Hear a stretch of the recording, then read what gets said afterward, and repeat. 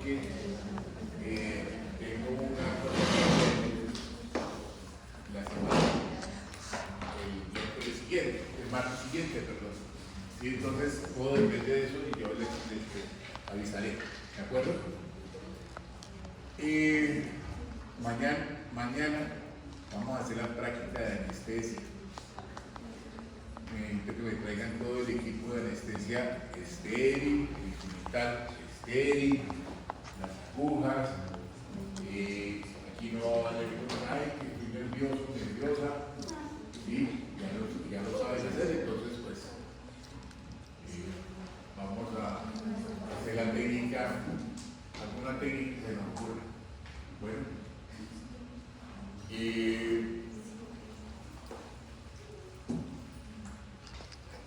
Eso es. ¿Alguna duda, sugerencia, cosas que necesiten? ¿Quejas, reclamos, felicitaciones? ¿Sugerencias? ¿Ah? Bueno, hoy voy a hablar, o vamos a hablar, sobre una cosa que se llaman las urgencias médicas. Hay diferentes tipos de charlas sobre urgencias médicas. Unas sobre la parte sistémica, que vamos a hablar algo de la parte sistémica. Vamos a hablar también sobre la parte de resucitación cardiopulmonar, qué hacer en caso con pacientes que tengan epilepsia, pacientes con problemas de asma, pacientes que se les haya atragantado algo, un instrumental o un pedazo de camarón, ¿sí? Para que lo tengan, también tengan una idea. Hay unos cursos sobre resucitación cardiopulmonar que las están haciendo en la Cruz Roja. Hay otro curso que están haciendo también en la Universidad del Bosque sobre resucitación cardiopulmonar. Sería bueno, y sobre urgencias, manejo de esas urgencias, sería bueno si tienen algún tiempo que puedan hacer esos cursos, ¿de acuerdo? Y hablando de cursos, también les aconsejo, están ustedes muy pequeños todavía para esto, pero sería bueno que lo comenzaran a hacer, es ir a congresos, ir a charlas. La vez pasada les había dado una charla sobre anestronatos, muy buena, lástima que no fueron, sobre el manejo de pacientes con antirresortivos, que son pacientes que tienen problemas de osteoporosis y le dan unos medicamentos para aumentar la disponibilidad de calcio. Ahorita está de moda eso, todo lo que médicos están dando básicamente a las mujeres para que disminuya la parte de osteoporosis, ese tipo de medicamentos. Para nosotros los odontólogos, especialmente para la parte de cirugía, es bastante grave. Pero bueno, entonces, sería bueno que fueran a cursos, todos los que puedan ir sobre odontología. Ustedes ya tienen una idea básica de todo lo que es la parte de odontología. Habrá algunas cosas que van a ser nuevas, pero lo van a aprender en estos días. Estoy hablando de estos meses. Bien, entonces, urgencias médicas en odontología. Es un repaso muy somero de todas las cosas, ¿de acuerdo? Empezamos. Eso es lo que tiene uno que hacer en urgencias. Cuando uno se le presenta una urgencia, que se le puede, en el curso de su carrera se puede presentar, es eso, mantener la tranquilidad. Si uno se desespera, no piensa, y si no piensa, no actúa bien. Entonces uno tiene que estar lo más relajado y tranquilo posible. Así esté en un colapso completo, es necesario tener un poco de tranquilidad. Siempre saber cuándo y a quién pedir ayuda. Cuando uno está en el consultorio, lo primero que le exigen a uno es cuáles son los teléfonos ¿cómo se llama? De las ambulancias o de la clínica o de la EPS, de las EPS cercanas a su consultorio. Eso es importante saber. Están entrenados para ejecutar procedimientos de soporte básico de vida. A eso me refiero yo con estos cursos sobre soporte básico de vida. Vamos a ver algo de ese soporte básico de vida ahora. Conocer y manejar los equipos de emergencia. Por ejemplo, saber cómo colocar una inyección, saber cómo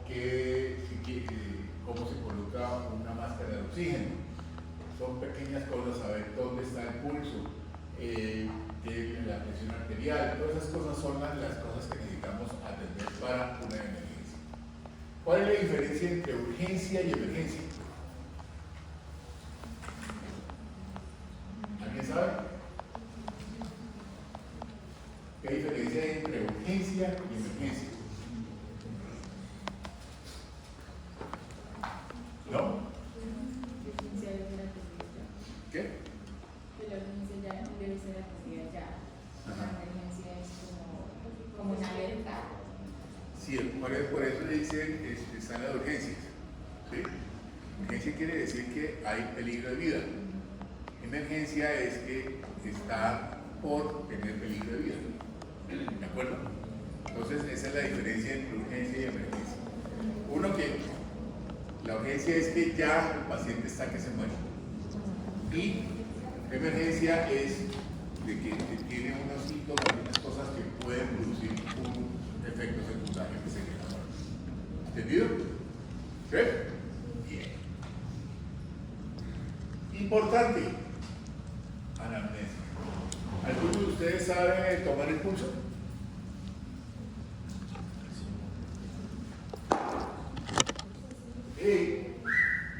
¿Sí o no? ¿No saben? Ustedes ya vieron fisiología, ¿no? Ya vieron cómo es la presión arterial. ¿Sí o no? Tomar el pulso, ¿cuáles son los puntos donde uno puede tomar el pulso de un paciente? Uno es cardiaquídeo, otro radial, otro es cubital, otro es poquiteo, otro es en los pies. ¿De acuerdo? Bien. Importante entonces, para todo esto necesitamos tener un estado físico, cómo está el estado físico del paciente. ¿Conocen lo que se llama la ASA? ¿Sí? Bien. Frecuencia y ritmo cardíaco, frecuencia respiratoria, presión sanguínea, intercambio de información con el médico. Son las cosas que uno necesita tener para poder manejar una urgencia o una emergencia. Y esta es la American Society of Anesthesiology, ¿sí? Que es la ASA. La ASA me va a determinar a mí cómo está ese paciente específicamente. Entonces tenemos ASA 1, que es el paciente sano, como creo que están todos ustedes en este momento, un ASA 1. El ASA 2 tiene una enfermedad moderada, paciente sano, de más de 60 años, historia clínica de alergia o historia de alergia, o que esté embarazada sana, diabetes controlada, no independiente, ansioso al tratamiento odontológico. La mayoría de pacientes cuando llegan al consultorio están en ASA 2. ¿Sí? Normalmente. Una persona de más de 60 años está en ASA 2. Una embarazada que está en ASA 2. ¿De acuerdo? El ASA 3 ya hay una enfermedad sistémica severa limitada con actividades pero no discapacita. Quiere decir, por ejemplo, un paciente con diabetes, un paciente que tuvo una angina de pecho, un dolor en el pecho, infarto hace más de 6 meses, insuficiencia cardíaca, EPOC, ¿saben qué es EPOC? Enfermedad pulmonar obstructiva crónica, un paciente que viene con oxígeno, diabetes controlada por insulino dependiente. ¿Dime? ¿Me iba a preguntar? ¿Estamos? Ese ya es una ASA 3, que son pacientes un poco más complejos. El ASA 4 ya hay discapacidad en ese paciente. Pacientes que vienen, por ejemplo, en silla de ruedas, pacientes que han tenido algún tipo de infarto reciente, o su presión arterial está con hipertensión, o pacientes diabéticos insulinodependientes pero no controlados. Quiere decir que se coloca su insulina de vez en cuando y después a veces que sí, a veces que no. Y el ASA 5 ya es un paciente que está a portas de fallecer. ¿Estamos? En el cual tiene un periodo de 24 horas, enfermedad renal etapa final, hepáticas finales o cáncer terminales. Son pacientes que básicamente no se les hace nada, sino un tratamiento paliativo de esos pacientes. ¿De acuerdo? ¿Alguna duda hasta aquí? ¿Nada? Bien. Esto necesito que se lo aprendan de memoria. Frecuencia cardíaca. De 7 a 14 años está entre 80 y 105 pulsaciones por minuto. De 14 a 21 años, de 78 a 85 pulsaciones por minuto. Y de 21 a más años, que ya ustedes, de 60 a 75 pulsaciones por minuto. La frecuencia respiratoria, en niños de 8 años, desde 18 respiraciones por minuto, de 12 a 16 respiraciones, y en adultos entre 14 y 18 respiraciones por minuto. ¿Qué es la presión arterial? ¿Alguien sabe? Voy a ir más atrás, lo he hecho para atrás. ¿Qué es la frecuencia cardíaca? La cantidad de latidos que hay por minuto. El número de pulsaciones, ¿sí?, por minuto que hace el corazón. ¿De acuerdo? ¿Y la frecuencia respiratoria? La cantidad de inhalas. 16 revoluciones por minuto. 14, 18. ¿Qué es la frecuencia respiratoria? Es el número de inspiraciones y expiraciones por minuto. ¿Y cómo se toma la frecuencia respiratoria? ¿Alguien sabe? ¿Cómo sabe si ese paciente está respirando o no? Con el glucosa que le ponen acá. Con el bolero. En este momento, por ejemplo, ¿cómo hacen ustedes para saber si esta mujer está respirando o no? Porque no está ¿O uno. cuántas No está respiraciones rojo, por no minuto está. tiene? No sé. Única y exclusivamente con observación. ¿Sí? Con observación. Nunca le digan al paciente, voy a tomar tu respiración, respira. Porque entonces lo dicen, ya, respiro todo. Cuando ustedes estén tomando la frecuencia cardíaca, que son el pulso, ¿sí?, están revisando también el número de inspiraciones y expiraciones. Cuando el paciente entra aire, suelta aire, entra aire, suelta aire, ustedes lo van contando. ¿De acuerdo? Pero nunca le digan al paciente, no lo hagan consciente de su respiración. ¿Sí me hice entender? Bien. La frecuencia respiratoria, el número de palpaciones, de frecuencia cardíaca, frecuencia respiratoria. ¿Y qué es la presión arterial? Pregunta de examen. ¿Alguien que me diga qué frecuencia que es presión arterial o la novia de fisiología? El bombeo Dime. de la sangre del corazón. Dilo. No estoy segura, es el bombeo de la sangre al. Eso es frecuencia respiratoria. Frecuencia cardíaca. El bombeo de la sangre. Dilo. Dígalo.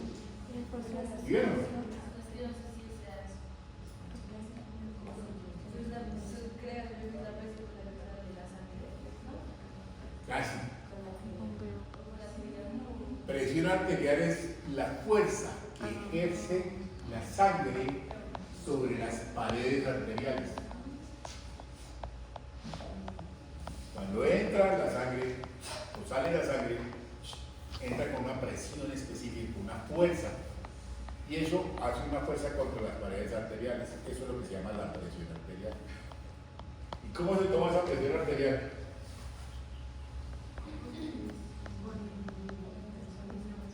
Con un tensiómetro, un tensiómetro o estinomanómetro y un fonendoscopio. ¿Alguien me puede decir cómo se toma la presión arterial? Eso no me lo enseñaron. Oiga, pero veo mal, hermano. Mi hermano. Tranquilo, en reposo. ¿Nunca tomaron la presión arterial? ¿En fisiología no la tomaron? No. ¿En ninguna otra parte han tomado presión arterial? No. ¿Ustedes ven introducción a la clínica? No, mañana, No. el próximo mes. Mañana. Bien.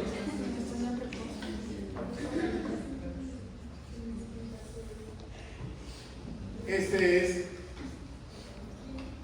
el tensiómetro. ¿Sí? Se los voy a explicar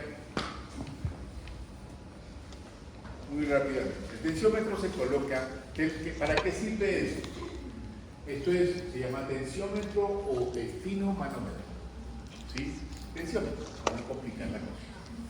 Ese tensiómetro lo que hace es hacer una presión sobre la arteria o sobre las arterias en el brazo para que no circule más sangre. ¿De acuerdo? Se coloca más o menos 2 dedos por arriba del pliegue del brazo, derecho o izquierdo. ¿Estamos? ¿Están conmigo o no? Sí. Bueno, 2 dedos se coloca justo, muy apretado, justo. Eso va a tener dos cables, dos tubos, ¿sí? Un tubo que va a tener, me va a decir a mí cuál es una, es que se me va el nombre, me va a decir uno, sí.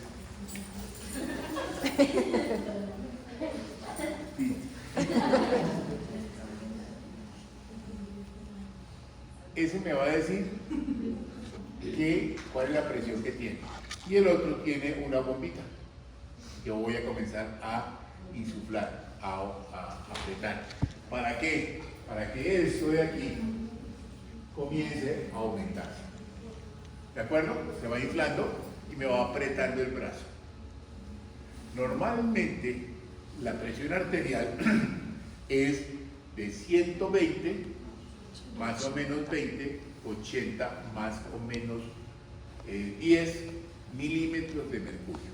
¿Estamos hasta ahí? ¿Están conmigo ahí? Bien. Yo comienzo a insuflar eso y va a llegar el momento en que ya no voy a sentir más el pulso de ese paciente, en ese brazo. ¿Bien? Y con el fonendoscopio, como lo están colocando aquí, lo coloco en el lado del brazo, por donde está el pliegue. Bien, y ahí comienzo a soltar el aire. Al comenzar a soltar el aire, obviamente ya la compresión sobre la arteria se va a ir disminuyendo. ¿Sí? ¿Están conmigo ahí? Sí. Entonces va a comenzar a salir sangre. En el momento en que comienza a salir sangre, yo voy a escuchar un ruido. ¿Lo escucharon? ¿Así? ¿Correcto? Listo. Apenas escuche el primer ruido, tengo que mirar el manómetro que se llama, el manómetro, ¿sí? Y me va a decir dónde está, dónde comenzó ese ruido, en qué número. Me va a aparecer, por ejemplo, 120. Ahí, 120 apareció el primer. Después va a comenzar a sonar. Boom, boom, boom, boom, boom, boom, boom.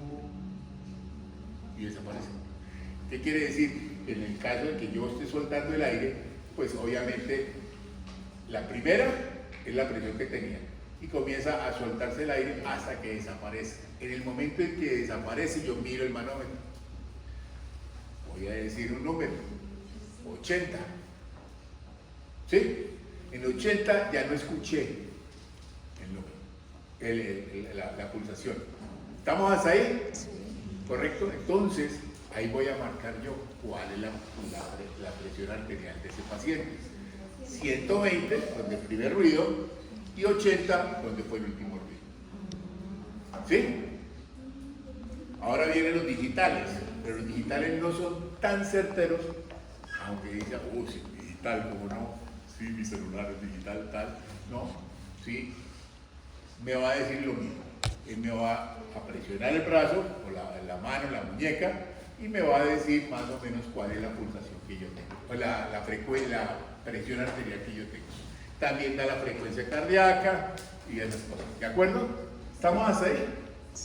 La mejor es este. Este es el mejor.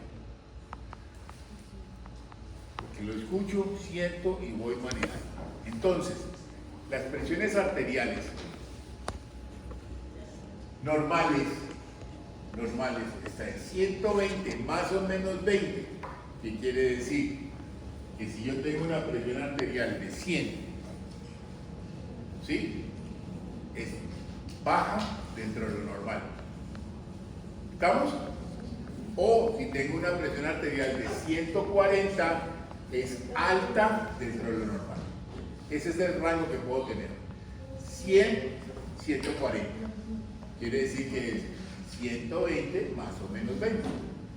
Bien, aunque ahorita ya se está una nueva cosa, y que si llegaba a 140 ya se podía decir que está en prehipertensión. Pero por ahora dejémoslo en ese rango, ¿de acuerdo? 100, 140. ¿Sí?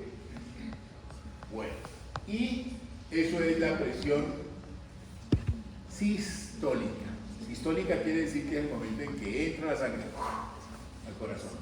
Y la diastólica es el momento en que expulsa la sangre del corazón. Y la diastólica está entre 80 más o menos 10. Quiere decir, puede estar en 70 o puede estar en 90. En ese rango, entre 70 y 90 es la presión arterial. ¿De acuerdo? ¿Sí? Bien. Ya cuando es más de 140 a 159, estamos ante una hipertensión 1, y ya más de 160 a 100, ya estamos en una hipertensión grave. ¿Alguna duda hasta acá? No. ¿Nada? Bien. Esto es importantísimo conocerlo. Porque todos los pacientes que ustedes vayan a atender, lo ideal es que le tengan todo esto. Cuando ustedes vayan a atender al paciente, toman su pulso, lo pueden tomar con sus dos dedos, colocan en esta posición, ahí van a sentir el pulso, o lo pueden tomar aquí, en la parte carotidia, o lo pueden, pero aquí no, porque pues quién sabe qué irán a pensar, pero se puede tomar en esa parte de ahí, o aquí abajo. Hay diferentes partes, aquí arriba también se pueden tomar. ¿Estamos? Bien. Tienen que tomar la presión arterial del paciente. Esa presión arterial se la tienen que tomar cuando el paciente ya esté relajado, tranquilo y sentado, porque esa presión puede variar de acuerdo a lo que se haya pasado. Si el paciente viene cansado, si el paciente no ha dormido bien, si el paciente está demasiado nervioso, todas esas cosas me pueden cambiar esa presión arterial. Clasificación de las situaciones de emergencia. Yo las clasifiqué de acuerdo a cada una de los problemas de emergencia que puedan presentar. Por ejemplo, tenemos una que es alteración o pérdida de la conciencia. Eso puede llamarse hipotimia o síncope, hipoglucemia e hipotensión ortostática.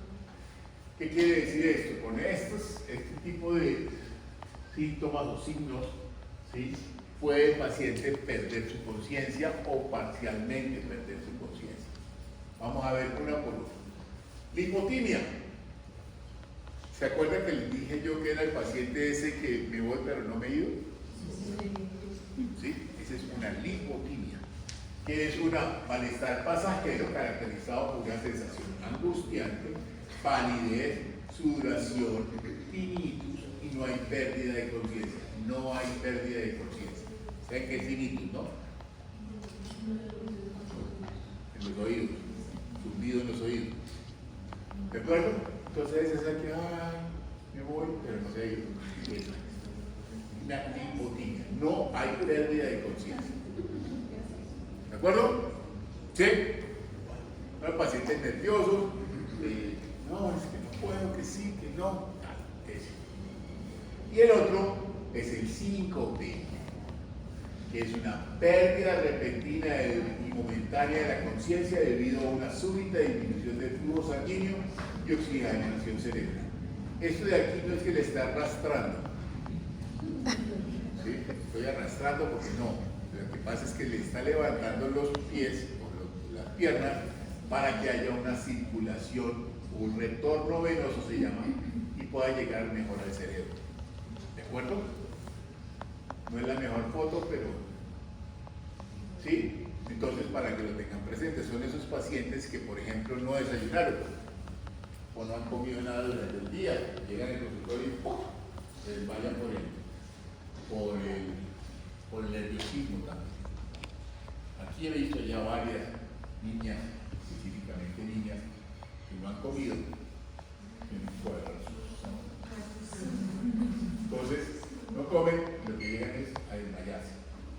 ¿De acuerdo? Lo digo en niñas porque no he visto todavía ninguno de los muchachos que se haya desmayado por eso. No es porque sea machista o no machista, sino que así lo he visto. Entonces, ¿qué es lo que sucede? Hay una pérdida de la conciencia. Aquí sí hay pérdida de la conciencia.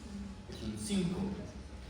Cuando uno se desmayó y no se acuerda de lo que pasó, tuvo un 5. Ah, medio se desmayó, pero no, es una neumonía. ¿Vamos? Bien. El síncope se puede dar por varias cosas. Una que es emocional, el vaso vagal, y otra no emocional, que es por hambre, calor y cansancio. Es decir, la ansiedad y el dolor. Ese síncope por dolor se puede desmayar una persona. ¿De acuerdo? Cuando hay demasiado dolor, se puede desmayar. Pero normalmente es de tipo no emocional, hambre, calor y cansancio. Estos son los signos y síntomas del paciente: palidez, sudoración, bradicardia, respiración pulmonar, respiración superficial. ¿Qué es esa respiración superficial?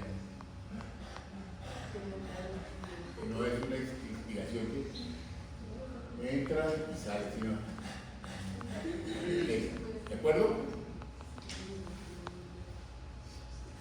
La vasopresora, que es dada por el miedo a la silla odontológica. Eso es típico en todos los pacientes que llegan al consultorio. Están tonteados del susto. Eso es el miedo. Y muchos tienen ese miedo a lo odontólogo. ¿Qué deben hacer cuando tienen esos pacientes que están con hipotimia o con síncope? Cualquiera de las dos, obviamente interrumpa. No comienza a tratar de sacar la muela paciente desmayado. Bueno, evalúe el grado de conciencia, no deje de hablar con el paciente, posición supina, o sea, acostadito, y mantenga la vía respiratoria permeable. ¿Qué quiere decir la vía respiratoria aérea o la vía aérea permeable? ¿Qué cree usted que puede hacer?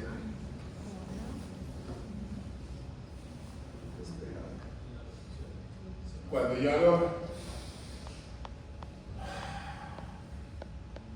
estoy permeando. ¿Qué quiere decir? Que está habiendo intercambio de oxígeno con CO2. Eso quiere decir permeable. Cuando no puedo respirar,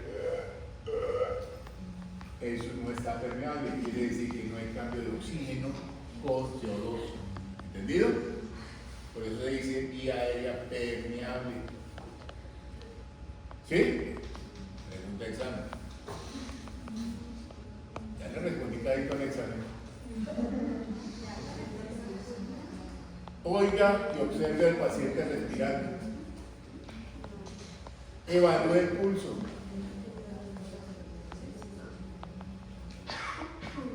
Después de la recuperación de la inmunidad del paciente, no lo diga ahí que necesito para colocarle la resina, nada. Si no hay recuperación, llame al médico o llame a la emergencia y administre oxígeno.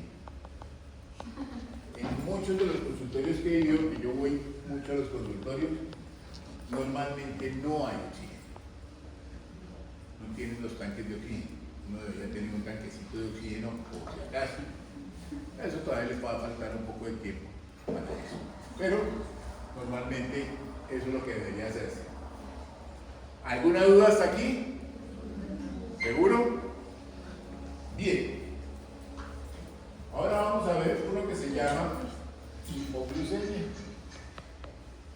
que también es ocasionado por esa falta de alimentación o falta de comida o alguna cosa. Es el nivel anormal de glucosa en sangre. Estos pacientes que también se desmayan porque no han tomado nada, no han comido nada, entonces es necesario, se llama hipoglucemia, o sea, baja de glicemia, baja de azúcar en la sangre. Acuérdense de esto, que es la diabetes mellitus, clasificación de tipos 1 y 2. Aquí aparece esto, y la concentración de glucosa en el plasma, de 70 a 100 miligramos por decilitro de comida realmente y raramente mayor de 140 y 150. Necesito que me hagan un favor. ¿Sí? Me van a hacer un trabajo sobre pacientes con diabetes. Manejo odontológico y clínico de pacientes con diabetes, de los diferentes tipos de diabetes. 2. Pacientes con hipertensión arterial. Se clasifican cuáles son las hipertensiones, cuáles son los signos y síntomas y cómo se maneja un paciente con hipertensión. ¿Sí? ¿Vamos hasta ahí? Déjenme espacio porque ahorita les voy a decir más. Entonces tenemos la glucosa en plasma, que eso lo van a ver ustedes de todas maneras, pero está en 70 y 100 miligramos.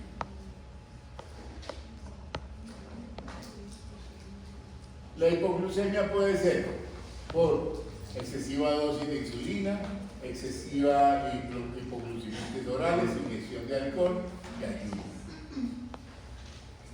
Por eso puede tener una hipoglucemia el paciente. Cuando uno toma mucho licor, disminuye la cantidad de azúcar y eso le puede ayudar a producir una hipoglucemia aguda. El paciente se puede desmayar. En ayuno, lo que les está diciendo, sin comer. Estoy cuidando conmigo. O no como. Esta es la manifestación. Hay una etapa precoz, que hay unas náuseas, sensación de hambre y disminución de la función cerebral. O sea, no piensan mucho. Etapas avanzadas, ya hay taquicardia, hierorección, ansiedad y agresividad. Ya está tardía la inconsciencia, convulsión, hipotensión y hipotermia. ¿Alguna palabra de aquí que no entiendan?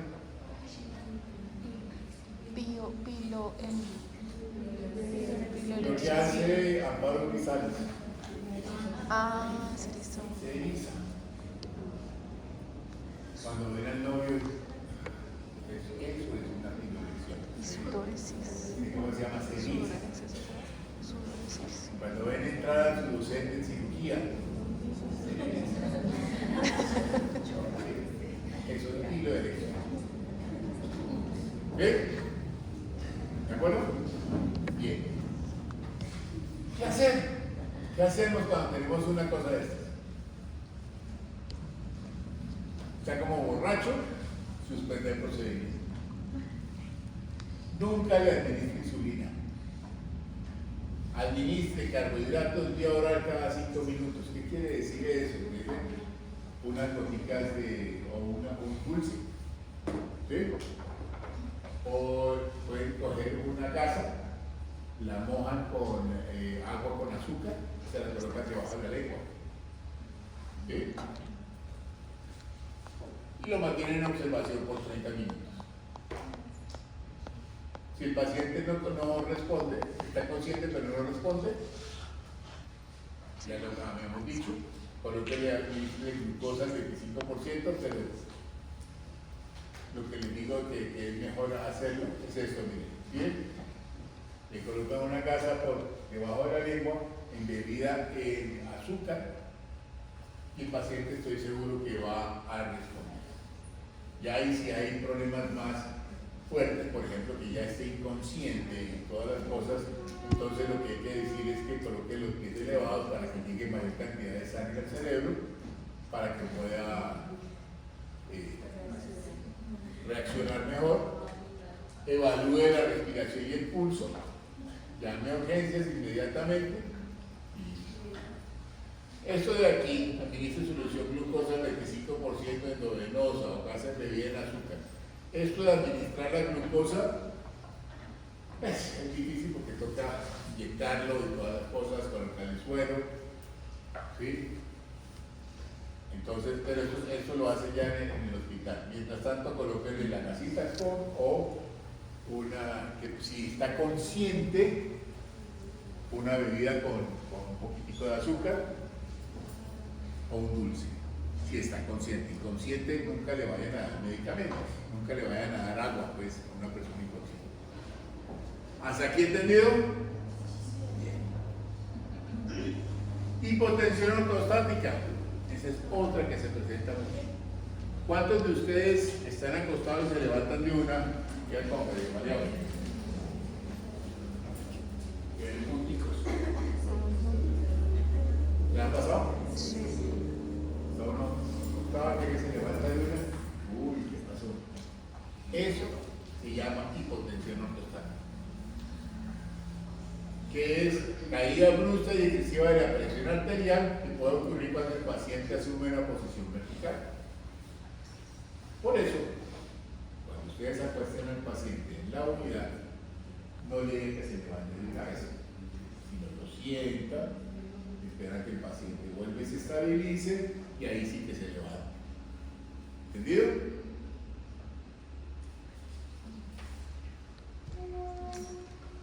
La edad, defectos venosos, embarazos, pacientes embarazadas. Traten de no acostarlas demasiado, porque al acostarlas así demasiado, lo que va a producir es, el feto va a hacer una presión sobre la vena cava y la vena aorta, ¿sí? Y eso hace con que disminuya la cantidad de sangre en ese sector, la cabeza, ¿sí? Y así con que pueda tener hipotensión ortostática. Entonces, a una paciente embarazada normalmente hay que colocarla en esta posición, semisentada. ¿Entendido? ¿Sí o no? Sí. Mantenga permeables las vías aéreas, o sea, que esté respirando el paciente.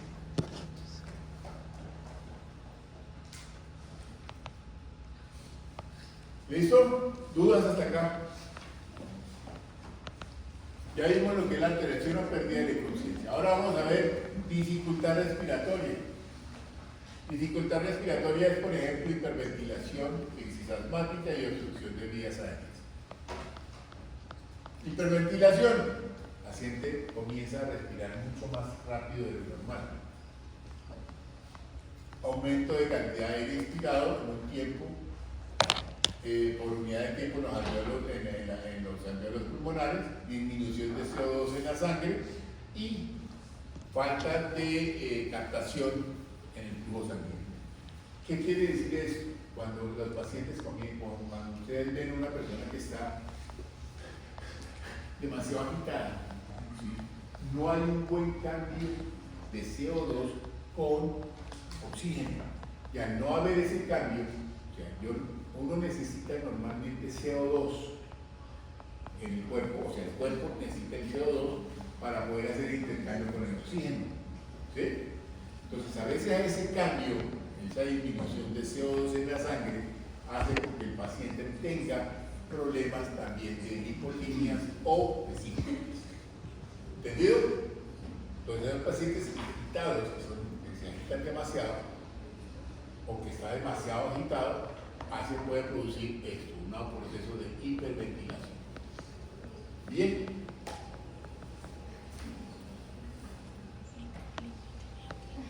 Aquí están los signos y síntomas: aumento de la frecuencia respiratoria, aumento de la profundidad del movimiento respiratorio, disturbios visuales, taquicardia, serostomía. Obviamente el paciente comienza a respirar por la boca porque de tanta respiración, se produce serostomía. ¿Saben qué es serostomía? ¿Sí? Y puede ocurrir hormigueo de las extremidades y los labios. Eso es muy frecuente en pacientes cuando están en consultorio odontológico, que se coloca una anestesia, están demasiado agitados, comienzan a decir: doctor, yo no siento los brazos, no siento los dedos, mis piernas no las siento. ¿Sí? Eso es ocasionado por un aumento, por una hiperventilación, por el mismo nerviosismo de ese paciente. ¿Vamos a hacer? ¿Qué hacer? Ustedes han viajado en avión.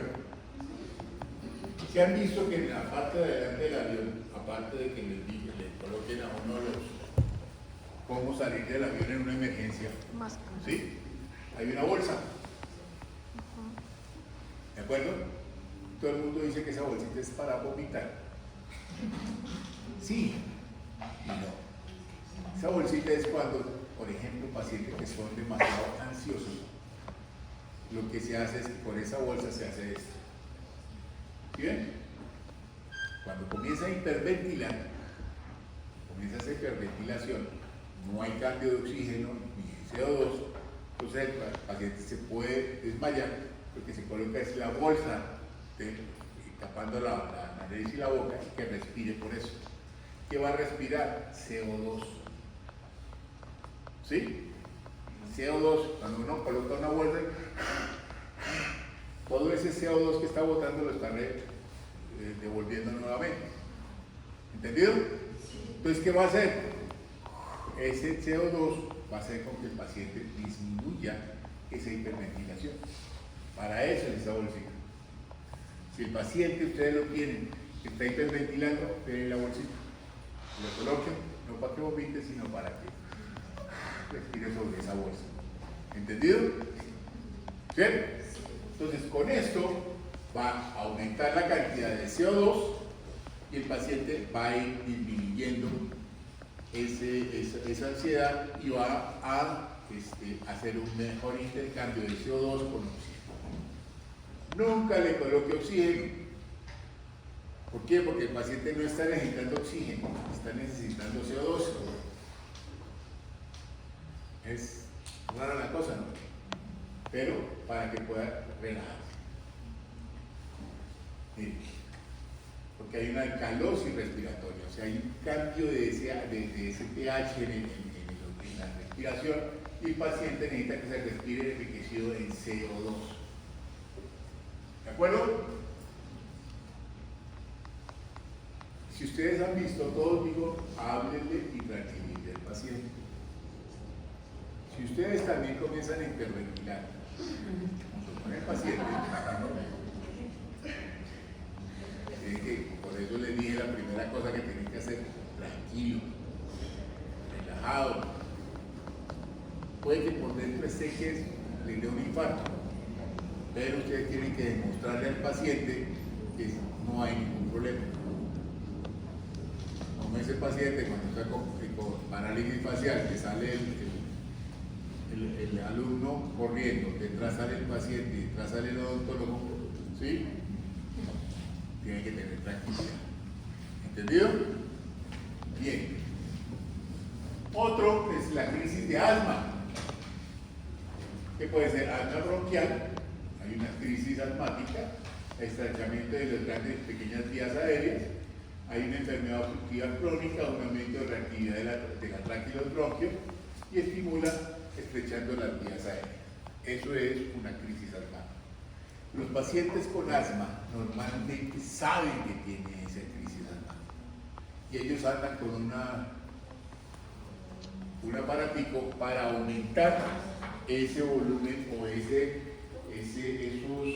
alveolos pulmonares, lo utilizan. ¿De acuerdo? ¿Y por qué puede causarse esta asma?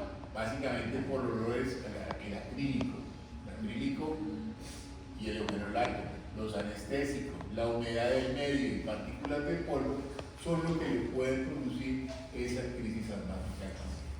¿De acuerdo? Uno, ¿cómo sabe que llegó donde el odontólogo? Porque tiene ese olor acrílico y eugenolato.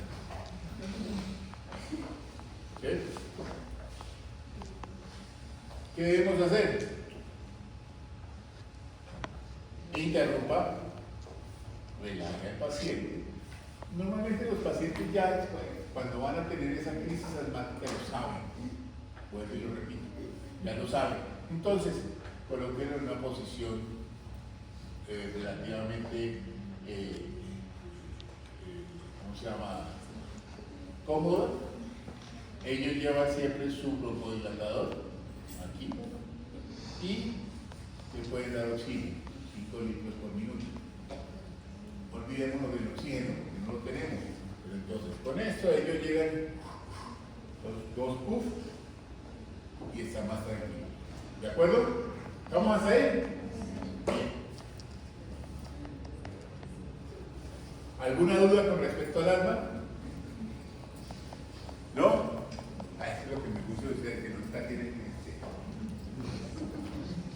y yo explico tan bien que nadie tiene. Obstrucciones de vías aéreas. Eso sí se nos puede presentar con mucha frecuencia nosotros en odontología. Son los pacientes que se les puede la lima, que lo están haciendo para endodoncia, se lo tragan. La corona se la tragan. La prótesis fija se la tragan. ¿Sí? Las grapas se les pueden tragar. ¿De acuerdo? Esos son y pueden producir obstrucciones de vías aéreas. Ingestión o aspiración accidental de cuerpos extraños que puede ocurrir en diferentes procedimientos odontológicos. Es más común en bebés, niños y personas mayores. Que cuando dicen personas mayores me siento más viejo todavía, pero bueno. Esto es importante. ¿Sí se dan cuenta? Que tiene un hilito. ¿Para qué? Se va a él, coge un hilito, lo jala nuevamente. ¿De acuerdo? Use tela de caucho. Nunca la usa, pero bueno. Sujete con hilo. Use inyector de alta potencia. Utilice posición reclinada del paciente con dificultad de coordinación. Esto es importante. Siempre que vayan a colocarle una grapa al paciente, colóquenle un hilo. Cuando vayan a hacer endodoncias, coloquen un hilo. O cuando vayan a destapar o tapar un implante, coloquen un hilo. Ya tuve una paciente que trajo un destornillador. No me lo pude cobrar, pero bueno. Se me soltó el destornillador y yo le dije, no voy a traer. Se lo trajo. La ventaja fue que se fue por el esófago, no por laringe. Entonces, no hubo obstrucción respiratoria. Después me tocó esperar para recuperar.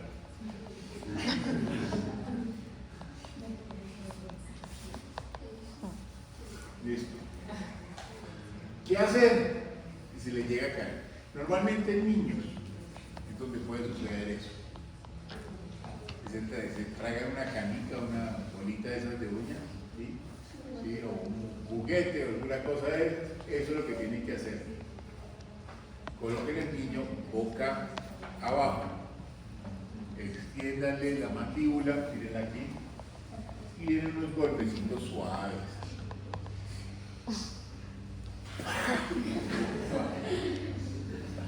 ¿Qué va a hacer esto? Esto lo que está haciendo es presión sobre los pulmones para que expulse el objeto que tenga ahí. ¿De acuerdo? Movimientos firmes, secos, pero suaves. Y eso va a salir o por la nariz o por la boca. Vamos a hacer bien. Inspecciones con los dedos. Obviamente el paciente está despierto, métale el dedo hasta el fondo para ver si le puede sacar algo.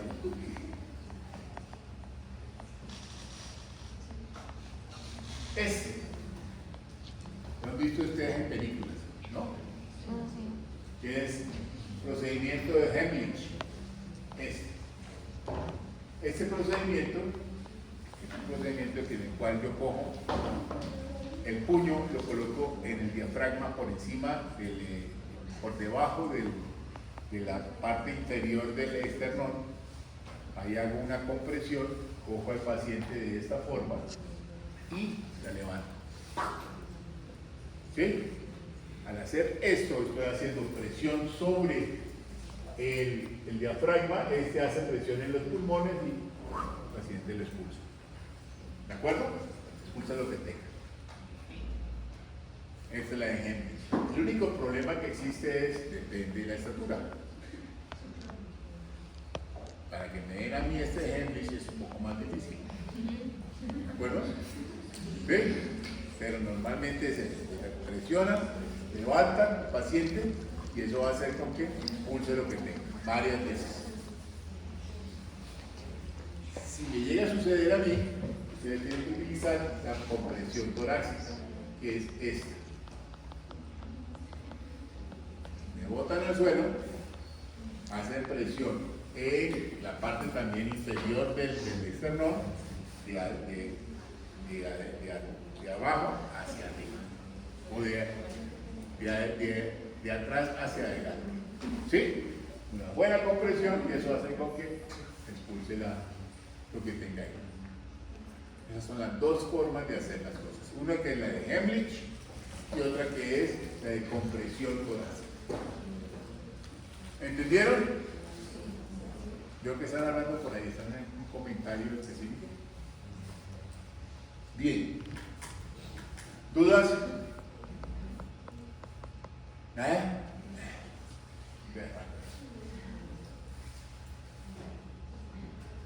¿Convulsiones?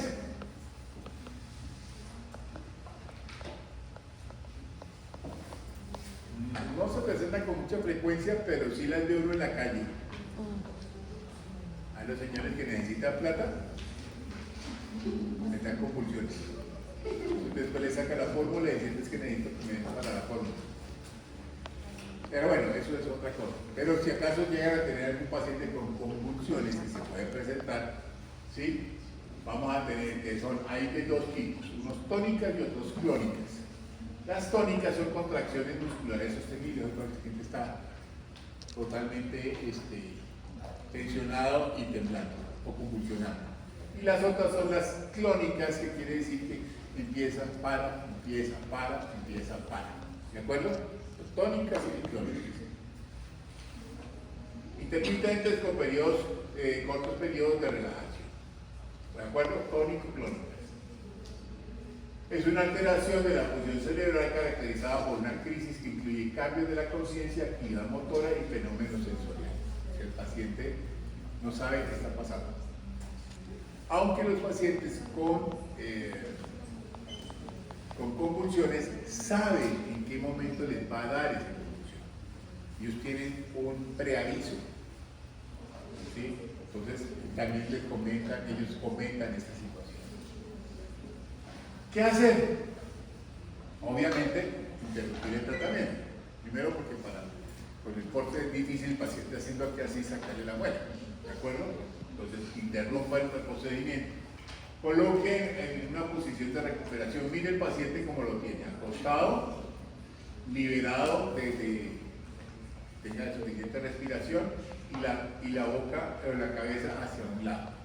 El paciente va a comenzar a convulsionar. No le hagan nada al paciente. Nada en el sentido de que vaya a meter el dedo en la boca, ni succión, nada. Él no se va, que es que la lengua lo va a ahogar, no lo ahoga la lengua. Colóquenlo en esa posición de lado, de tal forma que el paciente continúe convulsionando y va soltando toda la saliva y todas las cosas que tenga de un lado. ¿De acuerdo? Nunca le vayan a meter el dedo al paciente. No le den agua al paciente. Nada. Lo único que tienen que tener cuidado es que no se vaya a golpear con nada. ¿Entendido? Eso es lo único que tienen que hacer. No más. Retire los objetos cortantes que estén alrededor, obviamente.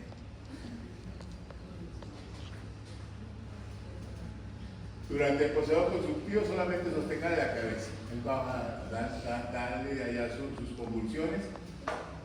Después de la convulsión, esté hablando con el paciente, de tranquilidad, manejo del paciente y listo. No le hagan nada al paciente. Uno llega y le dicen, no, cójale el dedo gordo, el dedo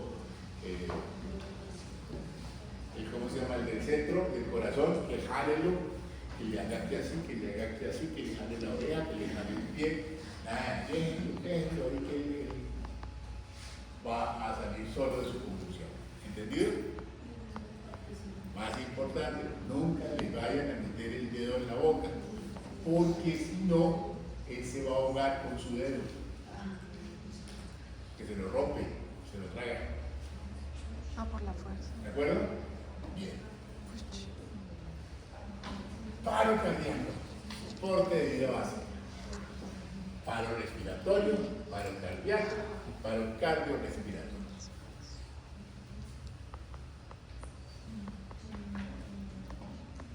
Paro cardiorrespiratorio, pérdida inesperada de la conciencia con súbita interrupción de la función cardiorrespiratoria. Corazón parado y respiración parada.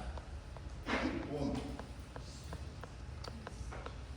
No hay pulso, hay pérdida de la presión arterial y hay cianosis. ¿Saben qué es cianosis, no? ¿Qué es cianosis? ¿Qué es cianosis? ¿Por qué? Porque no hay oxigenación. ¿De acuerdo? ¿Qué hacer? Ahí sí, despeje vías aéreas. ¿Qué quiere decir despejar vías aéreas? Paciente con una prótesis total, con una prótesis removible, quítesela. Ventilación pulmonar, masaje cardíaco simultáneo y traslado inmediato. Cuando tengo un paciente con esos síntomas de que no hay pulso, no hay respiración, empiezo a hacer todo eso. RCP en español. Resucitación cardiopulmonar. En la parte crucial de la reanimación cardiopulmonar básica. Y si tiene unos números que se llaman A, B, unas letras A, B y C. ¿Qué es lo que tengo que buscar cuando tengo un paciente con un paro cardiorrespiratorio? Tener vía respiratoria, airway en inglés, breathing, o sea, respiración, la B, y la C, circulación. Siempre que yo voy a hacer una cuestión de respiración cardiorrespiratoria, tengo que buscar tres cosas. Una, que tenga una vía aérea permeable. Dos, que tenga una respiración. Y tres, que tenga una circulación. ¿Entendido? Son las tres cosas que necesito. Aquí están los pasos iniciales. Cuando tiene un paro cardíaco, lo primero que hacer es, hay que llamar a 123, que están en Estados Unidos, 911. No, hay que llamar a urgencias. Y a iniciar todos los pasos para hacer la resucitación cardiopulmonar. Lo primero que hay que hacer es, Macho, no. Bueno, si saben el nombre, de preferencia nunca se metan a hacer rehabilitación cardiopulmonar a desconocidos. ¿Sí? Entonces, lo mueve para determinar la inconsciencia del paciente. El paciente no responde. Revisen, o sea, aquí tiene toda la... y necesito verle el pecho del paciente. ¿Sí? Entonces, miren, voy a levantar de la cabeza, el hiperextiendo, se llama hiperextensión, levanto el mentón, ¿sí? ¿Para qué? Para que la vía aérea quede permeable, o sea, que pueda haber un paso de aire. Y reviso, siento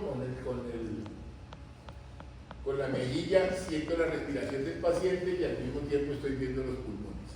O tórax, en sí, que es a ver si está haciendo expiración y inspiración. ¿Entendido? Esto es lo que se hace cuando en una posición normal el paciente, la lengua se va para atrás y cierra la vía aérea. Si yo le hiperextiendo el mentón la lengua se va hacia adelante y tengo una mejor vía aérea completa. ¿Sí se dan cuenta? Bien.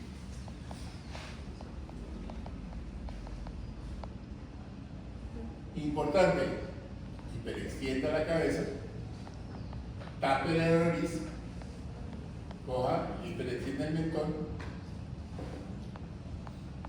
con sus labios selle el otro labio del paciente y comience a insuflar aire, siempre mirando hacia los pulmones. ¿De acuerdo? ¿Está conmigo? Entonces, ¿qué va a suceder? Porque existen dos caminos. Un camino es que yo estoy insuflando aire y se vaya por el estómago. Entonces comienza a inflarse el estómago. Y suena.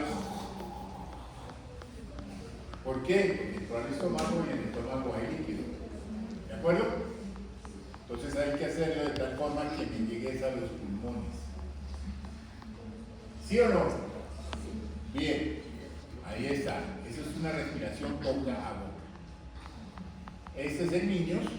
Cuando es en niños sí utilizo tanto la boca como la nariz, la tapo con mi boca para hacer la respiración. O si no, utilizamos una cosa que se llama el ambú para tener contacto de boca a boca. Si acaso ve que el paciente pues utilice, para algunos les da asco, alguna cosa, coloca un pañuelo y sobre ese pañuelo hace la respiración boca a boca. Hasta aquí, ¿tenemos dudas? Es la primera, lo que acabamos de ver es la respiración pulmonar, paro respiratorio. Bien, y ahí comenzamos entonces a revisar el pulso, que es normalmente aquí a nivel de la carótida. Si no lo logran colocar, aquí tenemos la tráquea, nos vamos hacia un lado y ahí vamos a sentir nosotros el pulso carótido. ¿De acuerdo? Aquí lo sentimos. Hay que hacerle un poco de presión para sentirlo. ¿Están conmigo o no? Sí. Ya lo vieron.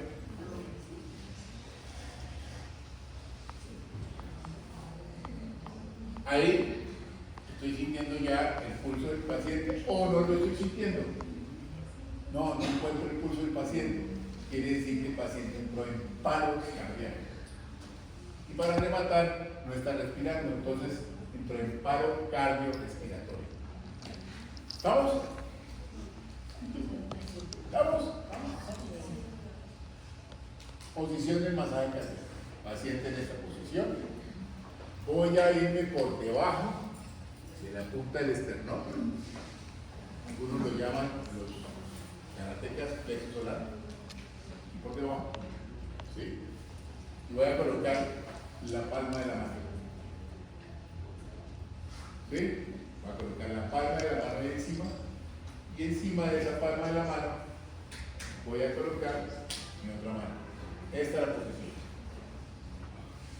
¿Sí la ven? Esto va a ir aquí. ¿Correcto? Bien. Aquí está, aquí está y aquí está. Esta es la posición que hay que hacer.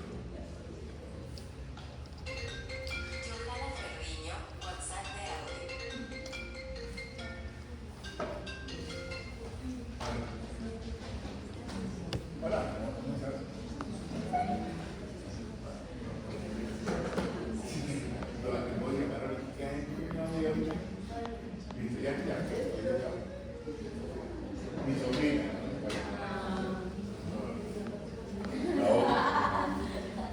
¿De acuerdo? Esa es la posición que tenemos que tener. ¿Hasta aquí todo bien? Esa es la posición que debemos tener, no como aparece en las películas. Yo le pongo mucho a las películas, cada vez que veo eso, me da sonrisa porque el tipo es. ¿Sí? ¿No? Se hace en esa posición. Miren, el tipo está o arrodillado o parado, pues obviamente parado de la cama, pero si no arrodillado. Y esa es la posición. Porque yo no puedo hacer ese movimiento. Ese movimiento me cansa. llega el momento en que ya estoy cansado. En cambio, si yo hago este movimiento, fíjense aquí, este movimiento, ya no me canso, o no me canso tanto. ¿Sí? Es la diferencia. En niños no voy a hacerle eso porque con los dedos hago la flexión. ¿De acuerdo? Y ahí comienza lo que se llama la reanimación cardiopulmonar cuando hay una sola persona. Pero que nunca le suceda, pero cuando hay una sola persona, eso es lo que toca hacer. Son 2 ventilaciones o una respiración. Entonces, van a hacer, levanta la cabeza, hiperextiende la cabeza, levantan el mentón, le dan respiraciones. Una, no, boten el aire, ¿sí? 1 y 2, y luego pasan aquí. 15, y la cuentan en voz alta. 1, 2, 3, 4, 5, ¿sí? Hasta 15, y luego otra vez. Se van a hacer ese movimiento. Uy, caramba, escribe. Tienen 2 respiraciones y 15 compresiones. ¿Estamos? 2 respiraciones, 15 compresiones. Siempre en voz alta. Y obviamente ya en ese momento, cuando están haciendo esto, ya han llamado a ustedes o ya hay alguien que esté llamando a emergencias. ¿Entendieron? Cuando ya son 2, se dividen las cosas. Entonces, uno le está dando respiración y el otro le está haciendo lo que se va a hacer el masaje. No al mismo tiempo. Entonces, 5 compresiones. 1, 2, 3, 4, 5. Entonces la otra le da una respiración. 1, 2, 3, 4 y así lo mantiene. ¿Cuál es la idea de todo esto? ¿Para qué le hago todo esto?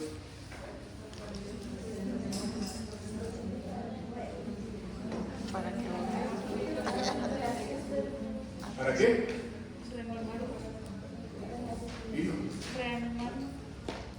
Reanimarlo, pero ¿para qué le hago esta cuestión?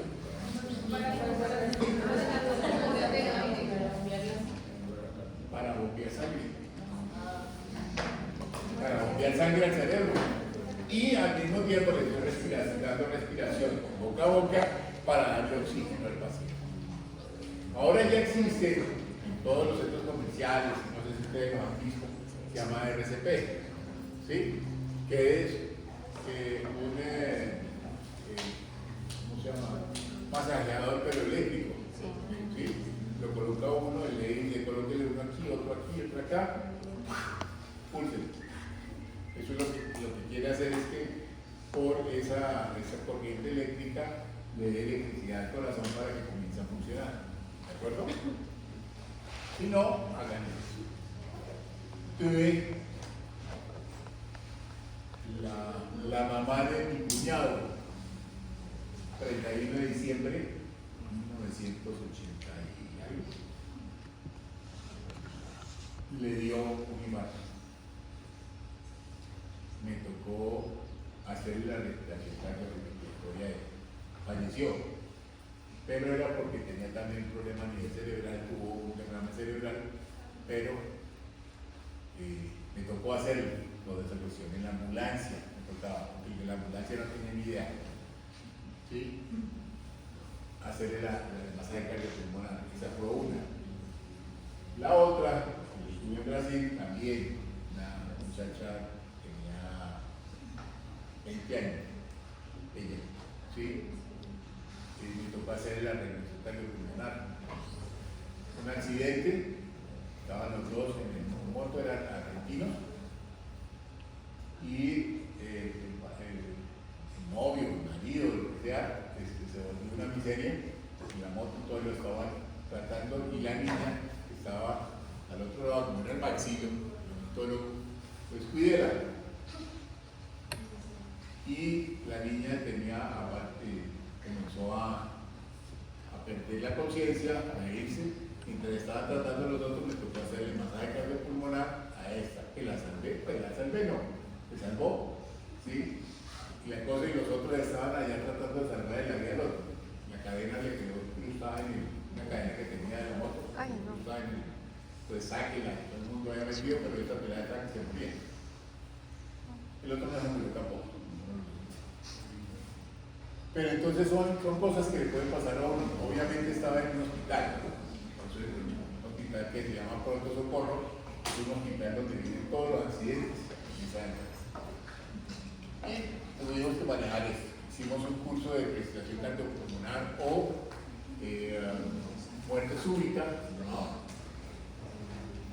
Importantísimo, ¿saben? Son cosas que le pueden pasar a uno. Lo que sí les digo es, si ustedes ven una persona infartada, llamen a ambulancia, hagan todo lo que hay que hacer, no traten de no meterse, porque cualquier cosa que suceda le echan la culpa. ¿De acuerdo? ¿Dudas? ¿Preguntas? ¿Nada? ¿Nada? Oiga, qué lleno, yo estoy estupefacto, anonadado de lo bien que explico, o de lo aburrido que es. Bien, como saben, mis clases son así.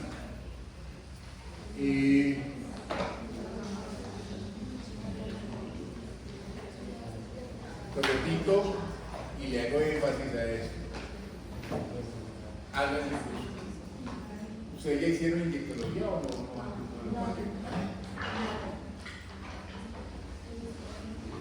Estudien fisiología. Estudien, repasen fisiología. Porque la fisiología nos ayuda a manejar muchas cosas. Cómo es que funciona el riñón, cómo funciona la parte circulatoria, cómo hace la parte de intercambio de oxígeno. Es importante que lo recuerden. Nosotros los odontólogos muchas veces nos olvidamos de todo, de lo que es la parte de fisiología del cuerpo y nos centramos única y exclusivamente en a ver si le puedo hacer una carilla bonita o no. ¿De acuerdo? Y uno tiene que manejar al paciente integralmente.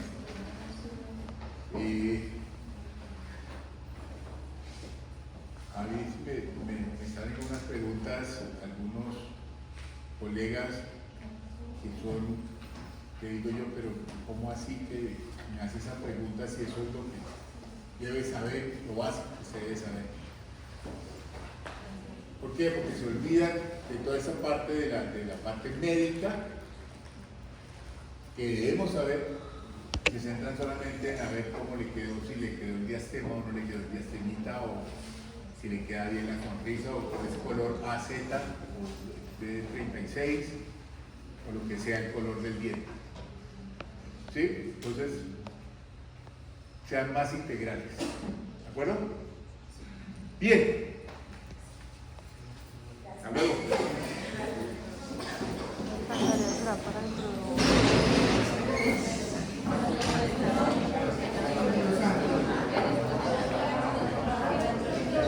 El trabajo es para el laboratorio dentro de 8 días. O sea, de mañana en 8. Individual, independiente y a mano. No se gasten mucha plata, hagan lo que quieren, buen contenido, bibliografía. Hasta luego.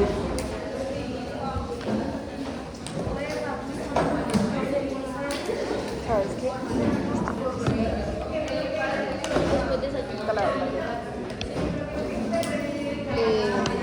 Nos vemos en el locker pastelizado. Compramos una botella de agua.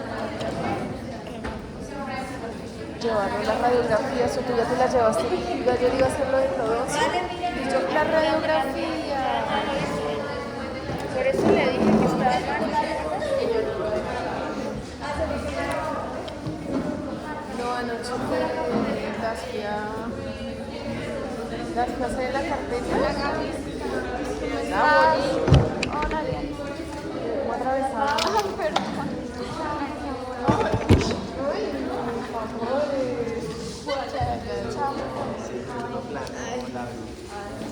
Sí, ya, pero. Pero